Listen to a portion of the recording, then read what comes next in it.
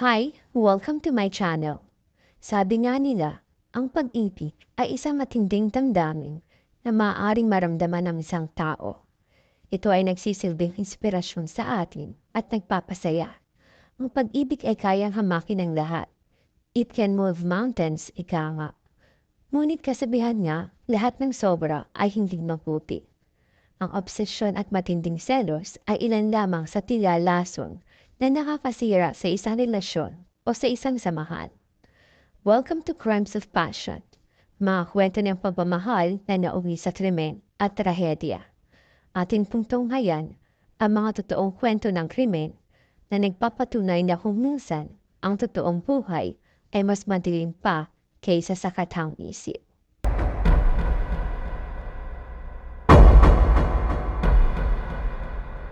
Pero bago po tayo magsimula, don't forget to click the notification bell and hit subscribe.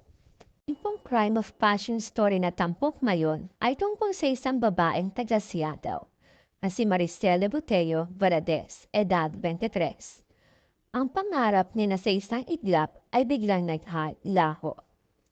Tipikal na dalaga si Maricela, mabait at palakaibigan. Namumuhay siyang kasama ang mga magulang at makababatang kapatid na lalaki. Pangarap ni Maricela maging isang nutritionist kaya nagtatrabaho siya para makapag-ipon upang makabalik muli sa pag-aaral. Ang weekend trip niya sa Dallas ay isang pahinga mula sa pressure sa trabaho. Hindi man sang-ayon ang pamilya niya na mag-travel siya mag-isa, subalit gustong samantalahin ni Maricela ang pagkakataon na makapag-travel dahil mura ang plane tickets ng panahon ng pandemic. Ang gusto niya ay bisitahin ang kanyang ex-boyfriend sa Dallas. Ang flight niya patungong Dallas ay 2 ng Oktubre 2020 at 5 ng Oktubre ang balik na sa Seattle. Hindi akalain ng kanyang pamilya na yun na pala ang huling pagkakataon nung makikita nila sa ang dalaga. Ngunit ano nga bang nangyari kay Maricela?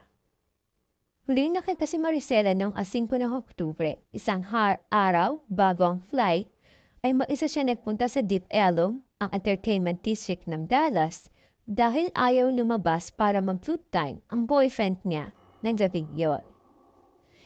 Nag-alala raw ang kanyang ex nang hindi na bumalik ang dalaga at nakipag-ugnayan sa kanyang pamilya. Hindi siya sumakay sa kanyang flight pa uwi sa Washington at ang kanyang mga gamit ay nasa bahay pa ng kanyang dating kasintahan na kinilalang si Ortiz. Sinabi ni Ortiz sa mga detective na sumakay si Maricela sa lift mula sa kanyang apartment noong 4 ng Oktubre 2020 at iyon ng huling beses na nakita niya ito. Ang kanyang cellphone at debit card ay hindi na naginamit mula ng gabing yon. Nang ma-miss niya ang kanyang flight patungo sa Seattle, may kutubang pamilya ni Maricela na may hindi magandang nangyari. Ayon sa tiyahin ng dalaga, si Maricela ay laging kumukontak sa kanyang pamilya at mga kaibigan. Hindi nito basta-basta makakaligtaan na makapag-ugnayan sa mga taong malalapit dito. Ang phone records ng dalaga ay nagpapakita na ang kanyang telepono ay hindi pa ginagamit mula noong 5 ng Oktubre, bandang 4:00 ng madaling araw. Natuklasan nila ang isang resibo ng lift na nagpapakitang binaba siya sa Elm Street sa Deep Ellum area pagkalipas ng hating gabi noong 5 ng Oktubre. Sinabi ng kanyang pamilya na base sa pinapakitang footage sa security camera, si Maricela ay umalis sa Select Start Bar noong 1 ng madaling araw, 5 ng Oktubre, kasama isang hindi kilalang lalaki. Nag-post pa si Maricela ng larawan sa Snapchat ng kanyang sarili na nakasuot ng metallic purple na damit na nakita rin sa security video. Nagtungo sa Dallas ang ama ni Maricela kasama ang tiyahin ng dalaga kung saan nagsampa sila ng report ng missing person sa Dallas Police Department at nagsimulang maghanap sa nawawalang dalaga. Naniniwala aniya ang pamilya ni Maricela na ang lalaki sa video ang susi para matagpuan ang dalaga. Nang sumunod na mga araw, ay inihayag ng pulis ng Dallas na hinahanap nila si Charles Beltran, na itinuturing na siyang person of interest sa pagkawala ni Maricela. Sinabi ng pulisya na si Beltran ang lalaki na nakita sa security video kasama si Maricela at sinabing sinubukan nila makipag-ugnayan sa kanya, ngunit hindi sila nagtagumpay. Hindi na mahanap si Charles at mukhang lumipat na rin ito ng tirahan. Naglapas ang pulisya ng press release na humihimok sa publiko para sa impormasyon na makakapagturo sa lokasyon ni Charles Beltran dahil ito ang huling nakasama ni Maricela at ang posibleng makakapagsabi kung nasaan ang dalaga. Sinabi ng pulisya na si Beltran ay huling namata ang nagmamaneho ng Black 2014 Audi A6 na may plakang Texas na MJG 3114 noong madaling araw ng 5 ng Oktubre. Ngunit si Charles, maging ang sasakyang iyon, ay hindi na nakita mula noon. Isa sa mga naging saksi ay nagngangalang Dax na nakasama ni Charles Beltran noong gabing nakilala nito si Maricela. Ilang minuto di umano nag-usap sina Maricela at Charles bago magkasamang umalis ang dalawa. Disyembre 2020, 2 buwan buhat na pag-alamang nawawala si Maricela. Ang sasakyan ni Charles ay na-recover sa New York at isang hipla ng buo ang natagpuan sa loob ng truck. Sino nga ba si Charles Beltran? Si Charles Beltran o Fifi Chef ay isang aspiring rapper, 31 anyos at kilalang babaero. Nasa late 20 si Charles na magtrabaho ito bilang doorman sa isang bar na pag-aari ng lalaking anak ng isang nangangalang Lisa Dykes, edad 57. Isang paralegal. Doon nagkakilala sina Charles at Lisa. Nagkaroon ng sexual relationship ang dalawa di kalaunan. Ayon sa isa pang witness na si Kate De Leon na hairstylist at matagal nang kakilala ni Lisa Dykes, 2016 pa lang ay kiniyenta niya na si Lisa. Nagkaroon ng malaking pagbabago kay Lisa mula nang makilala nito si Charles o Chuck. Mula sa pananamit ng babae, make-up, hairdo at pati na rin sa ugali. Ang dating ledpas balikat na buhok ay pinagupit nito ng maikli at napashade sa magkabilang gilid. Ang formal at konserbatibo nitong pananamit ay nauwi sa tila emo fashion style. Nagulat din di umano ang hairstylist na si Cathy nang palisin ni Lisa anak na babae mula sa bahay nito sa Mesquite upang patirahin doon si Charles. Sabi pa di umano ni Lisa, handa na akong mamuhay sa buhay na gusto ko at hindi ko yon magagawa kung kasama ko dito sa bahay ko ang anak kong babae. Pagkatapos ay, pinatira na ni Lisa si Charles sa bahay niya. Sinusuportahan ni Lisa ang mga pangangailangan ng laki financially bilang isang aspiring rapper. Sabi pa ni Kathy, ilang buwan pang lumipas ay sinabi ni Lisa na pakakasalan nito isang nagnangalang Nina Marano na matalik di umano nitong kaibigan at isang abogada. Hindi raw ito sexually attracted kay Nina, pero kaya raw ibigay lahat ni Nina ang gusto niya financially para masuportahan naman niya si Charles. Nagpakasal nga sina Lisa at Nina kalaunan. Pagkaraan ay tumira na rin si Nina sa bahay ni Lisa kasama si Charles.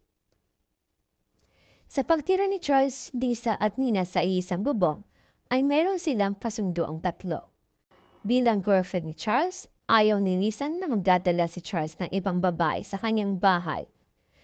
Nagtatalik sila ni Charles kung kailan gusto ni Lisa at bilang mag-asawa naman sila ni Nina, pinapayagan ni Lisa na makipagtalik si Charles kay Nina, ngunit kung kasama lamang siya. Ibig sabihin, kapag threesome lamang sila. Pero bawal makipagtalik si Nina kay Charles kung sila lamang dalawa. Isinishare niya lang si Charles kay Nina kung andon siya at kasali siya. Gamit ang cellphone record sina Maricela, Charles, Lisa at Nina. Natuklasan ng pulisya na nasa bahay ni Lisa sa Muscat sina Lisa, Charles at Nina. Noong panahon naroon din si Maricela. Ayon pa rin sa cellphone records, sina Lisa at Nina ay umalis ng bahay sa parehong araw at nagtungo sa isang kapahuyan malapit sa Hodgkins at pagkatapos ay bumalik muli sa bahay. Nang kalubuti ng bahay, natuklasan din ng pulisya na ang carpet ay nilinis na pero merong bahid ng pula at brown na mancha sa ilalim nito Nakalaunan ay natukoy na DNA match kay Maricela. Noong 24 ng Marso 2021, natagpuan ang mga labi ng isang tao sa isang kakahuyan malapit sa Eagle Klein Road at Post of Road sa Wilmer, Texas ayon sa pulisya. Ang mga labi na yon ay positibong pinilala ng Dallas County Medical Examiner na si Maricela Boteo Valadez. Niyasuhan ng passing murder si Charles Beltran, gayon din si Lisa Dykes at Nina Marano. Unang nadakip ng pulisya si Nina Marano noong 25 ng Marso 2021.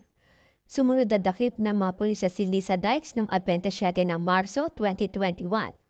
Si Lisa at Nina ay kapwa nadakip sa Florida at pinakawalan din matapos magpiyansa.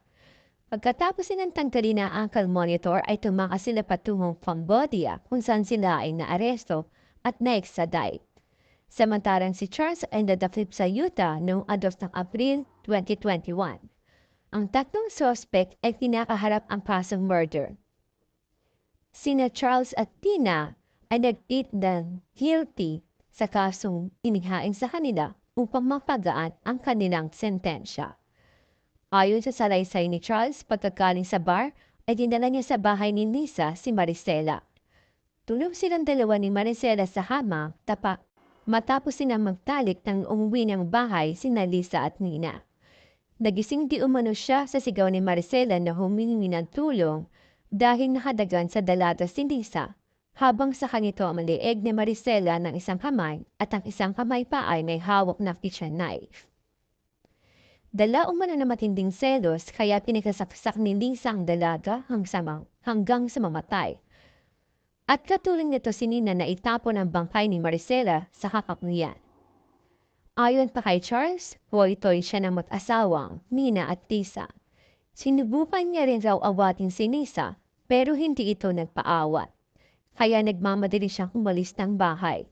Nang tanungin siya kung bakit hindi siya tumawag sa 911, gayong witness lamang siya sa isang krimen, natakot di umano si Charles dahil ayon dito, dati siyang may criminal records at baka gawing siyang fall guy.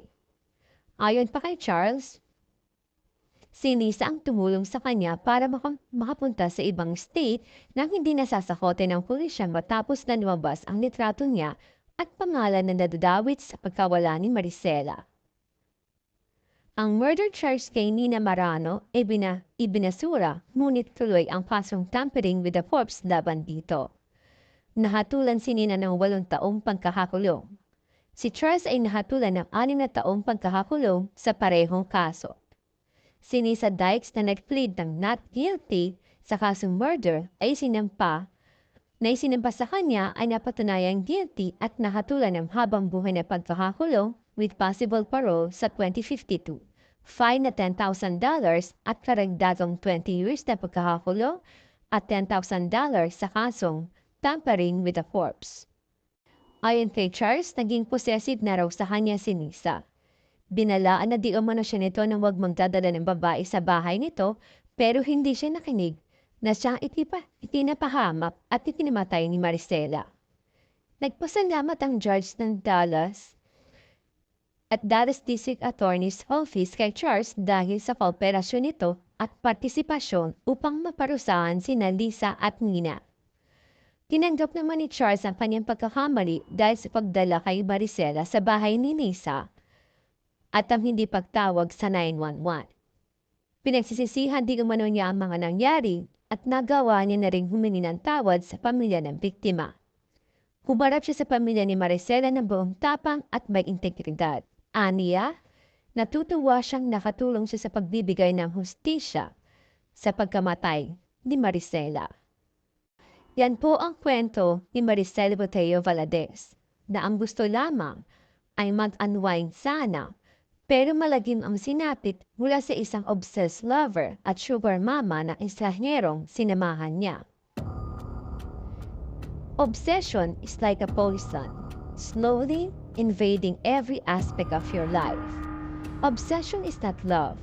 It is the most dangerous form of emotion, which, if not tamed, can destroy everything around you, including you. Ito po si Miss Maria nagsasabi sa inyo ng mantenerse siguro. Hanggang sa muli.